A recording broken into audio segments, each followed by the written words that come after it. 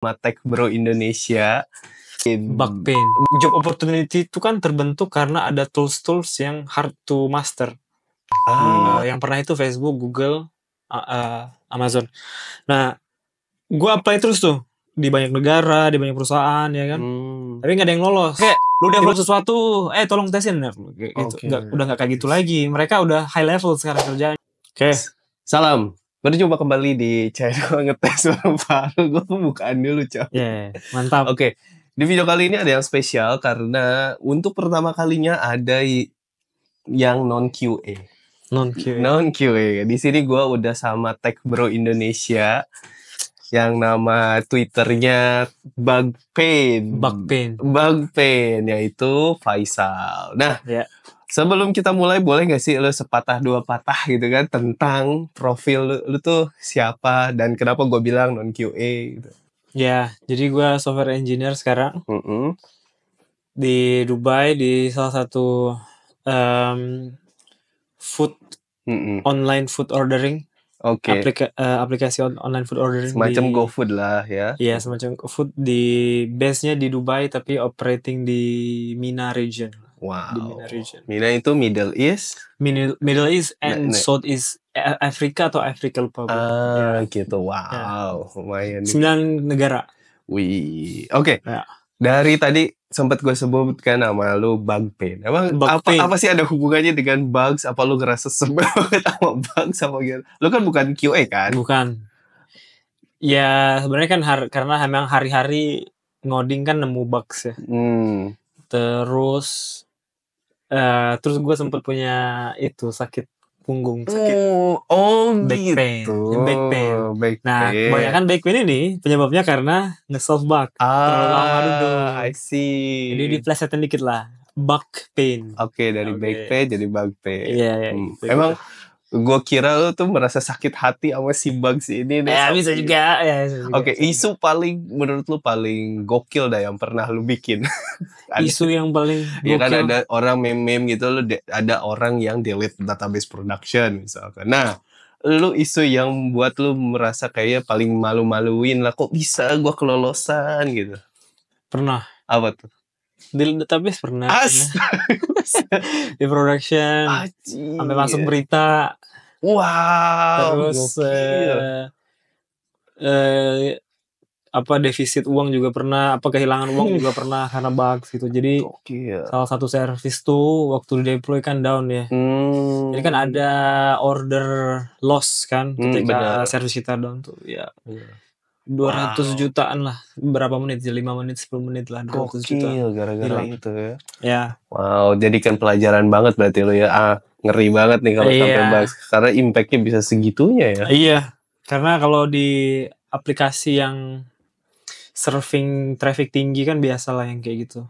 Pasti ada impact-nya. Cuman sebagai orang yang bekerja di IT kayaknya pengalaman yang kayak gitu tuh wajib punya, walaupun amit-amit kalau bisa jangan ya, wajib punya supaya bisa lebih wise lah. Wow, learning hard way ya. Iyalah, supaya lebih wise waktu lagi bikin produk. Oke, tapi sedikit digali lebih dalam lagi. Dulu waktu kejadian lu tuh di tunjuk-tunjuk gitu gak dasar kamu?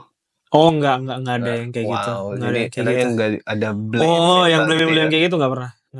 Enggak ada culture yang kayak gitu, kurang apa sih?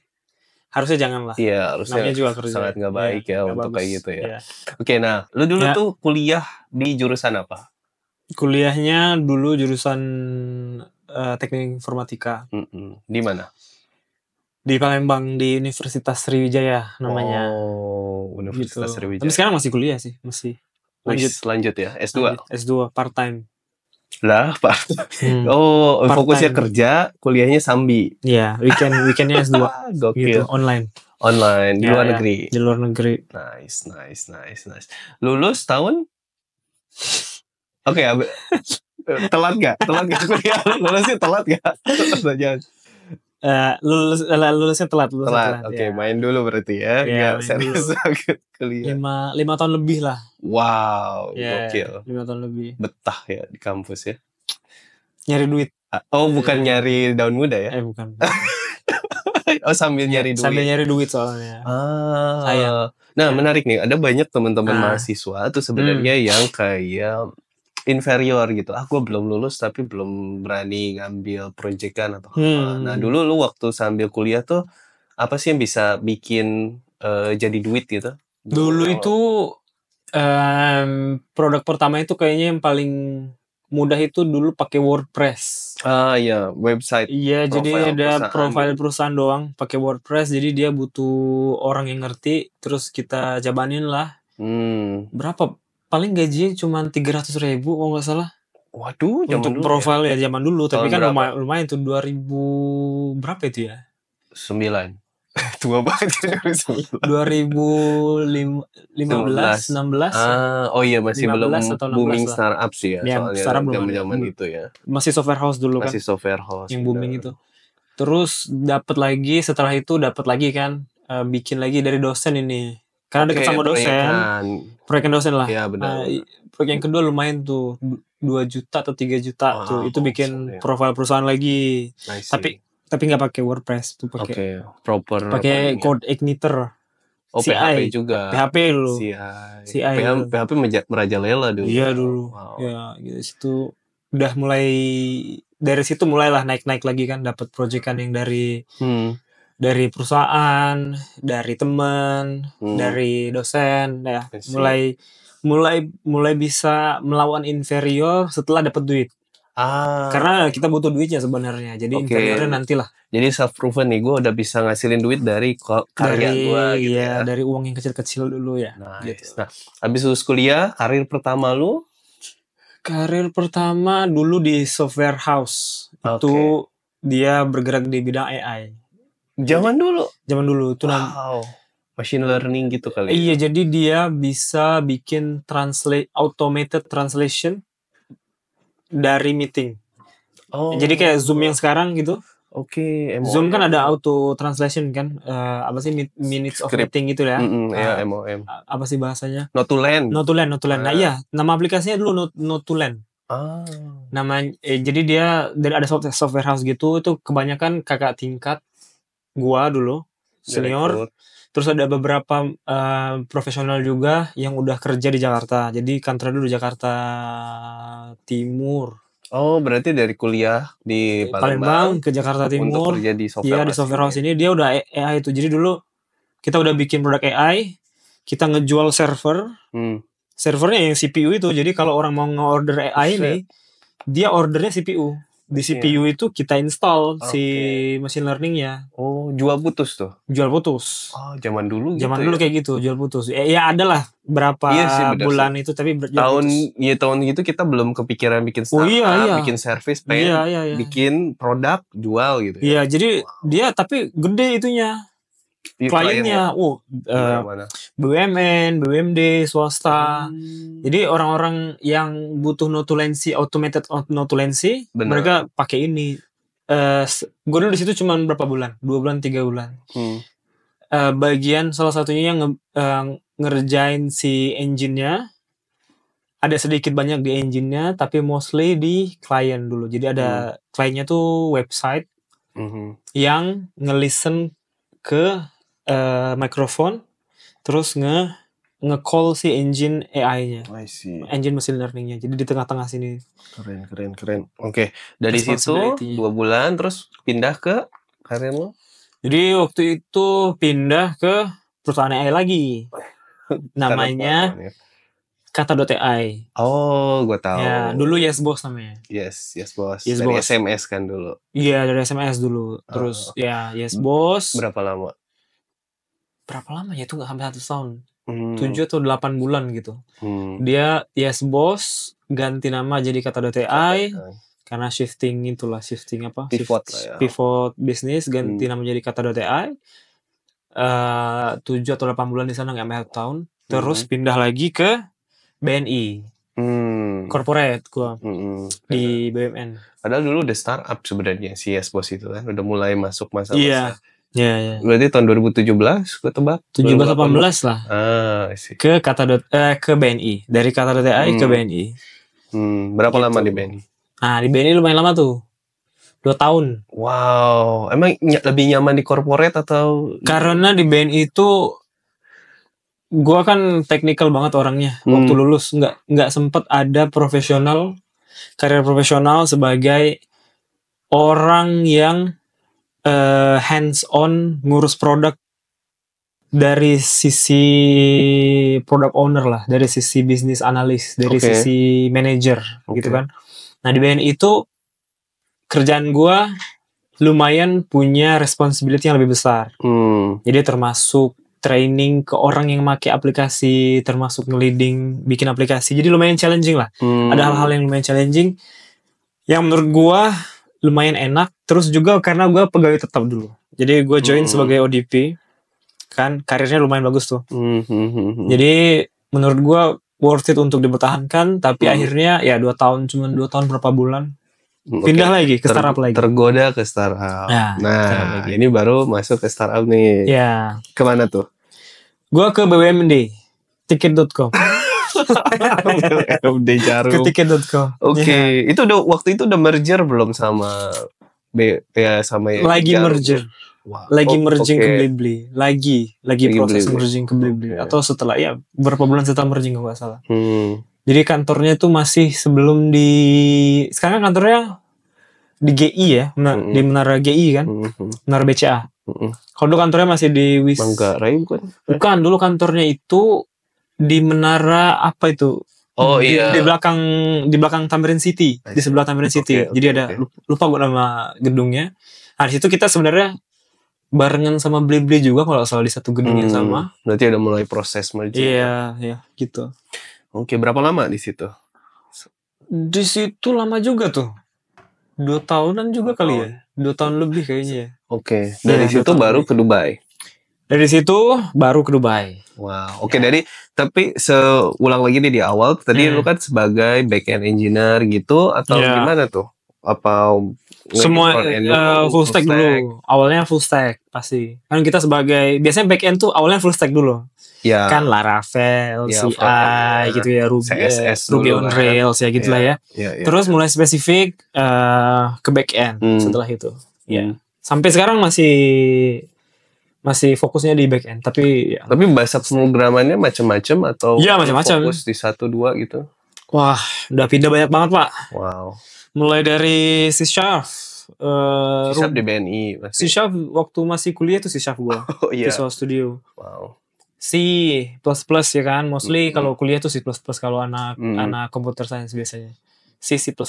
Python pakai Django, terus waktu di Kata.ai pakai Node.js sama Python. Gila. Terus waktu di BNI itu Spring gua, Java. Ya, terus di tiket Java lagi. Di kantor sekarang itu banyak Golang, .NET, Python, JavaScript semua. Buset, banyak banget. Ya. Wow, dan menurut lu udah sampai di level kayak advance belum di setiap bahasa pemrograman itu? Gue ngerasa gue cuman advance di so far itu, yang gue merasa advance banget di Java sama .NET karena gue pernah hands on tuning performance dia dan sempat hands on tuning banyak GC infrastructure related gitu-gitu. Tapi gue nggak merasa advance banget. Dalam artian kalau dibilang disuruh pakai Java gue nyaman, disuruh pakai bahasa lain gue nyaman. Cuman biasanya bottleneck di bahasa tertentu gue nggak terlalu aware. Tapi kalau bottleneck di Java ya paling itu gitu. Kalau bottleneck di .NET paling yang di sini udah tahu kemana nyarinya gitu. Udah hafal sama term-termnya, cara kerjanya gitu. Jadi udah di luar bikin aplikasi, bahkan dari infrastruktur segala macam udah kepegang ya. Iya. Gokil. Nah, kan dari situ lu move ke Dubai kan. Ya. Tentu dengan berbagai macam pertimbangan. Iya, benar, Pak. Atau bahkan kayak ceritanya lu dapat opportunity di Dubai itu gimana? Lu dengan proaktif kah nyari? Atau memang kayak di LinkedIn ada headhunter yang nyari lo? Gue proaktif, memang pengen keluar negeri. Jadi setahun penuh tuh. Gue casually open untuk kerja di luar negeri. Cuman gak ada yang lolos. Dapat banyak tawaran. Dulu kan masih booming ya software engineer. Iya. Google pernah, Di Amazon pernah, di Facebook pernah. Ini pernah apa nih? Pernah apply, pernah sampai interview? Interview sampai berapa tahap gitu. Oke, 2-3 tahap gagal gitu kan. 3 final interview gagal gitu. Pokoknya di perusahaan itu pernah, di Microsoft belum pernah. Di Netflix belum pernah. Yang pernah itu Facebook, Google, Amazon. Nah, gue apply terus tuh di banyak negara, di banyak perusahaan ya kan. Tapi nggak ada yang lolos. Tiba-tiba nih ada recruiter dari Dubai, dari kantor sekarang itu nawarin di hari Minggu. Gue bilang kan, aneh banget recruiter nawarin hari Minggu, biasanya Senin ya. Mumpung lagi hari Minggu gue reply aja kan. Oh, karena liburnya beda ya? Karena ternyata gue baru sadar kalau di Dubai itu Minggu tuh kerja, Minggu sampai Kamis. Dulu ya. Sekarang kan udah Senin sampai Jumat udah sama. Tapi kalau dulu masih Kamis sampai Minggu sampai Kamis. Tahun berapa lu pindah ke Dubai? 2020. Ya. 2020 ya, 2020. Udah lama juga ya. Emang dulu kayak katanya sih dia tuh awal-awal engineer di Dubai yang asli Indonesia ya. Iya. Sebelum lu tahu ada engineer lain nggak? Atau engineer lain nggak ada. Cuman ada di tim ops gitu, people ops atau product ops, lupa gue ada satu. Karena belum banyak sih ya waktu itu yang tech engineer dulu di Dubai dikit, bahkan timnya dulu kecil. Oke, karena growing dari 2020 berarti lumayan kenceng juga ya. Iya. Gokil. Nah, tentu setelah dapat tawaran, akhirnya lo dapat offer, ada pertimbangan dong kayak lo mau pindah dari Jakarta ke Dubai. Ya. Dari keluarga terutama kan, ngapain jauh-jauh segala macam. Nah, gimana proses decision making lo sampai mau memutuskan pindah? Kalau gue kayaknya karena anak pertama, terus dari keluarga juga nggak ada tuntutan untuk stay atau enggak gitu kan, stay di Jakarta atau enggak. Memang udah biasa jauh dari udah biasa jauh dari zaman kuliah, jadi nggak ada tuntutan yang berlebihan. Paling dari keluarga cuman ya pastiin lah bukan abal-abal gitu ya, bukan kaleng-kaleng gitu kan, asuransi, tempat tinggal, salary gitu-gitulah. Nah itu pengalaman pertama kan. Lumayan sulit juga untuk nyakinin keluarga sih, tapi alhamdulillah dari sisi employer di sini tuh mereka komplit gitu. Oh ini semua persyaratannya legalisir dan lain-lain gitu. Setelah itu dikasih sama gue tinggal share aja kan ke orang tua, karena udah clear ya udah berangkat gitu. Dan waktu itu masih single, belum married. Tahun 2020 ya. Nah, menurut lu perkembangan karir lu di Indonesia sama di Dubai itu sejauh apa bedanya? Kayak growth karir lu, growth secara skill personal lu, menurut lu perbandingan berkarir di Jakarta dengan berkarir di Dubai itu kayak mana? Di Indonesia tuh lumayan karena gue growing dari dari level bawah sampai level middle.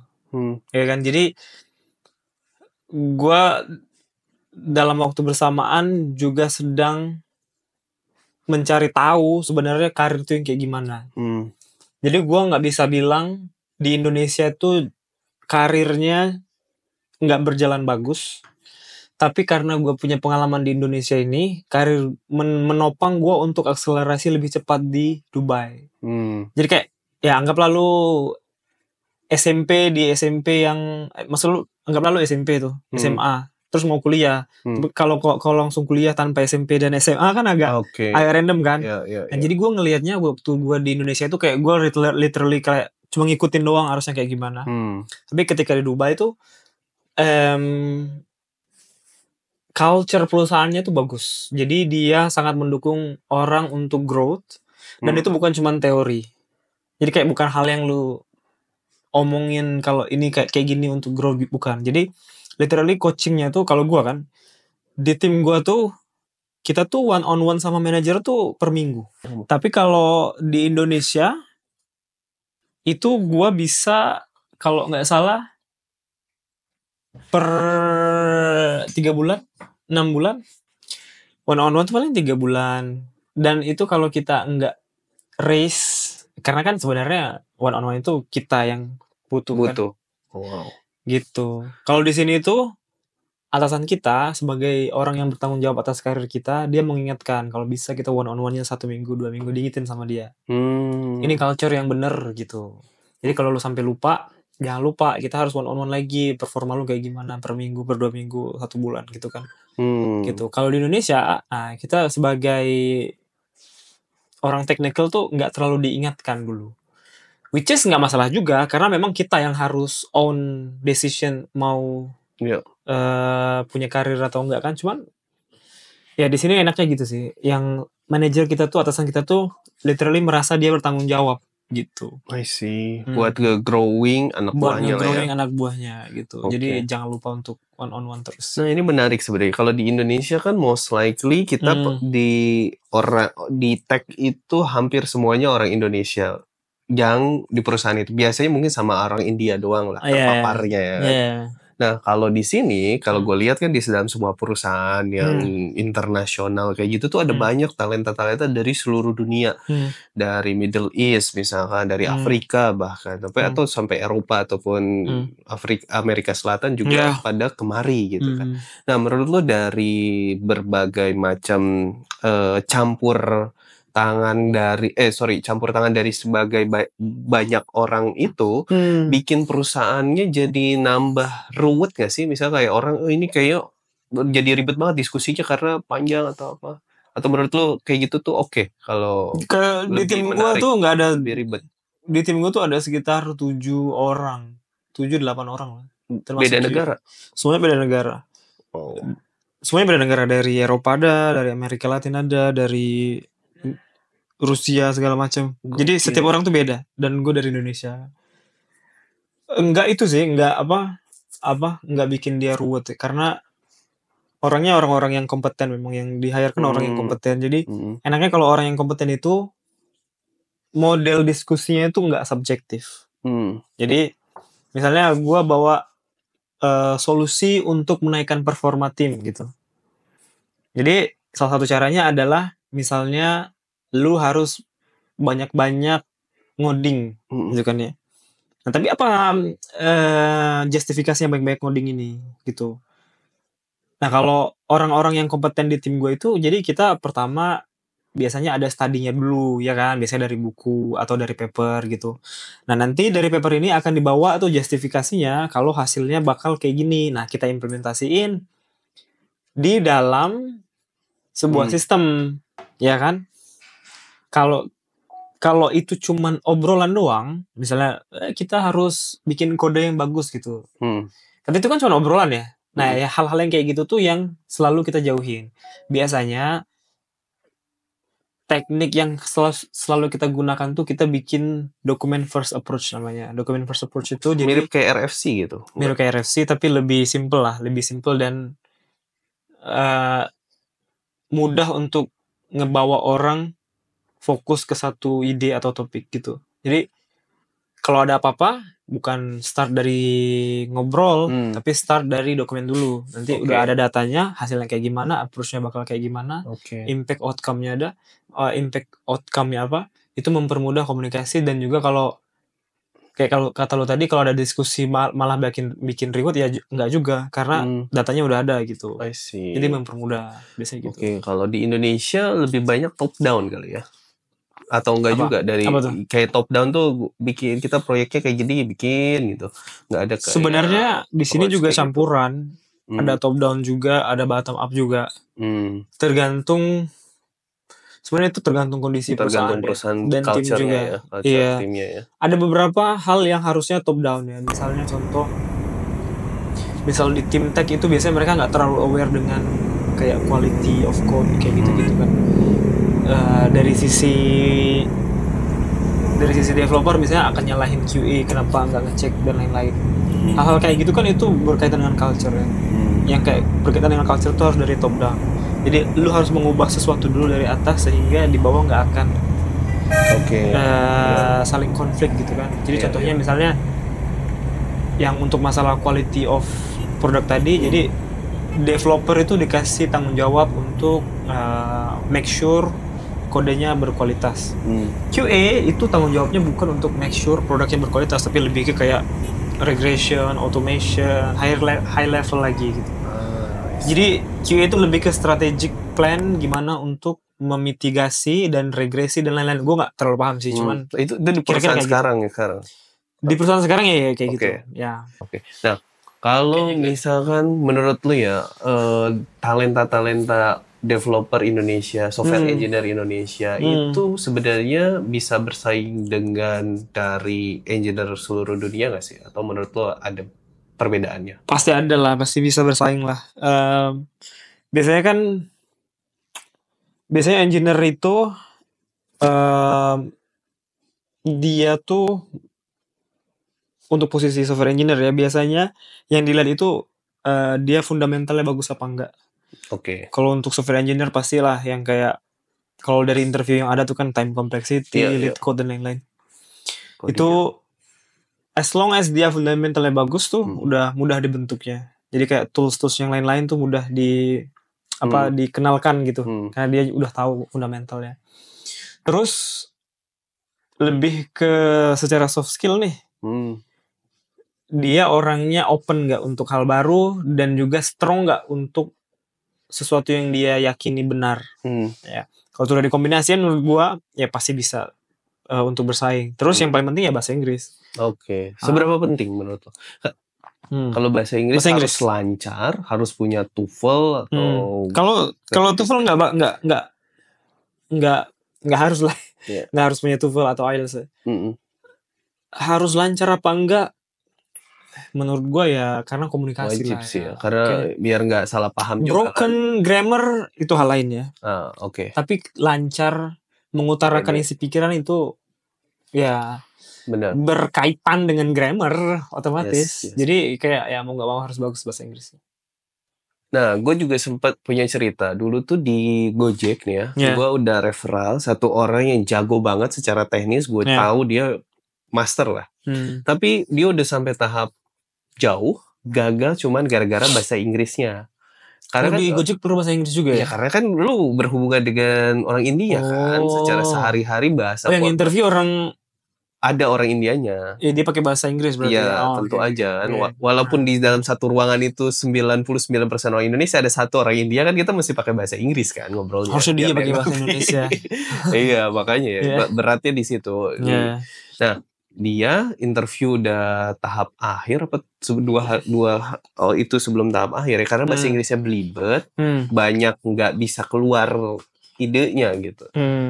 Nah mungkin ya dari situ gue bilang kan emang krusial banget untuk bisa speaking. Ada orang yang bisa reading, ada orang yang bisa writing sebenarnya, tapi kan kalau pas interview kerja lu harus bisa speaking nggak? Ya kan? Kalau sebenarnya di dunia profesional tuh bisa bahasa Inggris apa enggak tuh udah bukan apa ya, bukan ya itu udah basic necessities lah. Bare minimum lah ya. Bare minimum, jadi harus bisa bahasa Inggris enggak kayak gitu. Kalau udah nanya kayak gitu tuh udah harusnya kita udah skip lah harusnya. Benar. Jangan lagi ngobrol harusnya kayak gitu. Memang udah punya lah defaultnya itu udah. Ya karena kayak gue bilang di startup Indonesia aja yang punya tim internasional itu ya memang harus bisa komunikasi kan. Gimana mau kerja di luar kan, lu hidup sehari-hari di sini nggak bisa bahasa Indonesia. Gimana? Iya benar-benar. Ya walaupun tisu have no have masih bisa kan. Iya. Have no have ya. Iya, bahasa Inggrisnya yang walaupun nggak literally grammar correct gitu kan, masih bisa hidup lah ibaratnya. Cuman memang harus benar-benar bisa ya. Iya, harus tuh. Oke, nah selain itu menurut lo skill yang bisa disiapin buat teman-teman developer, software engineer, QA yang mau berkarir di luar negeri itu apa?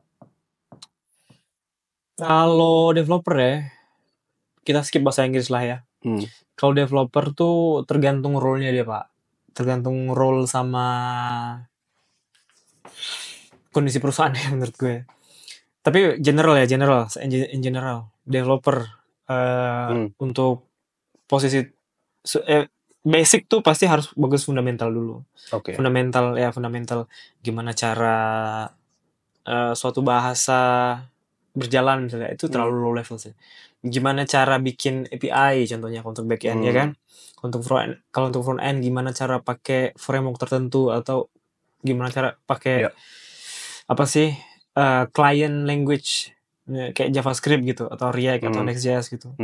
Itu basicnya lah, basic fundamentalnya. Tahu lebih ke kayak time complexity, efisiensi dari hard skill-nya code, ya kan itu gitu. hard skill-nya lah.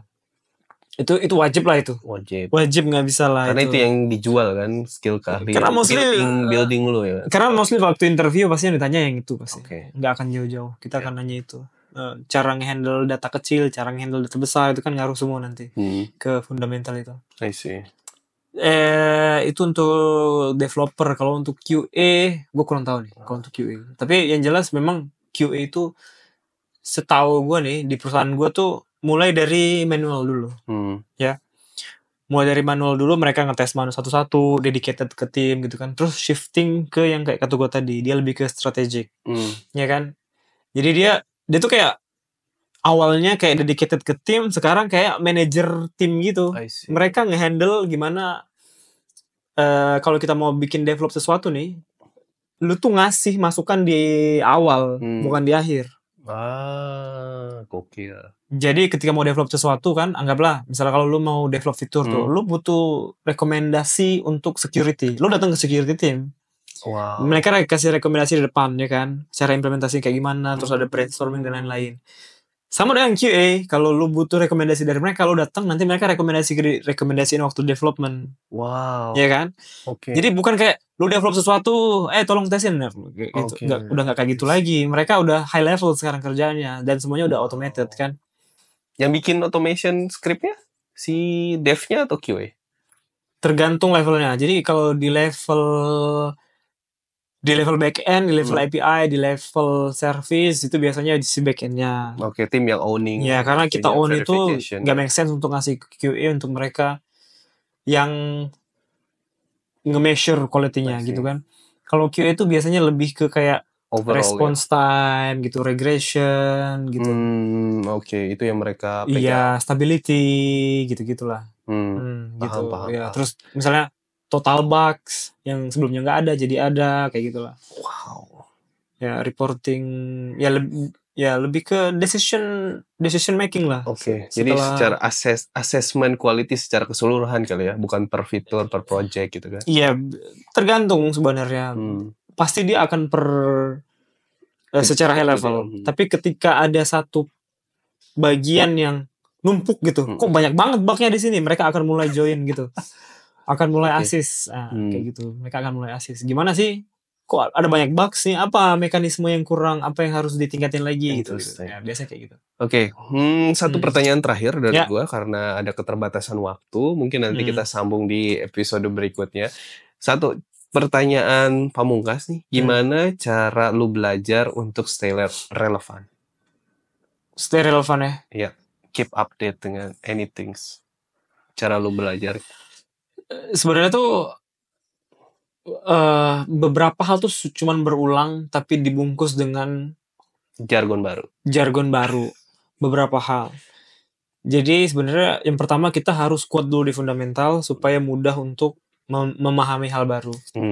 Kedua, itu jangan terlalu close mindset sama jargon baru ini. Kadang-kadang tuh sebenarnya yang di solve tuh hal yang berbeda, tapi karena kita punya bias experience dengan skill kita yang lama dan kita tahu itu udah bisa solving sesuatu gitu. Contohnya misal lu kalau yang kayak sekarang tuh kan ada tools mungkin yang dulu tuh automation yang lama tuh Selenium dan lain-lain, terus yang baru ada tools lain, ya kan? Terus kayak analytics, dulu kita pakai Google Analytics, terus ada lagi analytics yang baru gitu kan, Metabase dan kawan-kawan. Itu kan sebenarnya agak mirip, tapi sebenarnya ada hal yang ditawarkan dari sana. Kita harus tetap bisa open mind tentang apa yang dibawa dari produk itu supaya kita juga bisa stay up to date sama market. Mau nggak mau lah. Tapi kalau kita nggak open mind sama fitur yang mereka kasih terus langsung bilang ini pakai ini aja udah solve sesuatu. Nanti mau nggak mau kita akan ketinggalan sama tools terbaru gitu. Biasanya kan job opportunity itu kan terbentuk karena ada tools yang hard to master.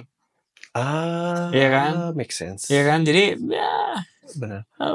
Mastering the tools, maybe nanti ada job opportunity based on itu juga. Nah, lu tuh tipe orang misalnya lu mau ngulik sesuatu, lu tuh tipe orang yang baca dokumentasi, baca buku atau nonton course?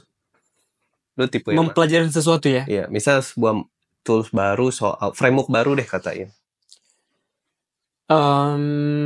Contoh terakhir gue lagi pengen banget bikin belajar tentang Rust. Iya. Iya kan? Bahasa pemrograman lama tapi yang udah naik daun karena itu kan. Karena beberapa hal gitu dan mulai rame gitu. Yang gue lakukan pertama kali biasanya gue langsung nyemplung dulu. Jadi kesulitan dulu bikin, terus gue stuck. Tapi karena gue pengen solving sesuatu dengan bahasa ini, jadi gue lanjut kan pelajaran itu. Jadi gue learning by doing. Itu khusus untuk teknikal. Tapi ada juga yang kayak soft skill, misalnya gimana punya mindset engineer yang bagus. Dua hal gue biasanya beli Audible, Kindle yang Audible. Jadi gue nggak baca, gue denger. Atau gue beli buku. Ya, jadi untuk hal-hal yang menurut gue lebih butuh attention span yang panjang dipelajari supaya lebih hard gitu ilmunya, gue baca buku atau Audible. Jadi waktu lagi nge-gym atau lagi metro gitu, gue pasang headset, gue dengerin gitu kan. Nanti ada beberapa kata yang terulang terus itu jadi mindset gitu. Walaupun sebenarnya Audible nggak terlalu efisien. Atau gue baca buku. Kalau untuk yang hard skill, gue learning by doing. Mantap. Dokumentasi menyusul. Mantap. Kalau nyasar. Oke, cukup panjang dan kayaknya seru juga kalau kita lanjut kapan-kapan lagi ya. Karena keterbatasan waktu, jadi buat yang mau kita lanjut ngobrol, ada pertanyaan yang mau ditanyain, komen di bawah. Oke, sampai jumpa di lain kesempatan. Salam. Thank you, Pak. Mantap. Thank you. Ini buat apa nih? Second cam. Jadi nanti kalau biar gak bosan. Gue tadi mau nanya, ini ada second cam-nya nggak?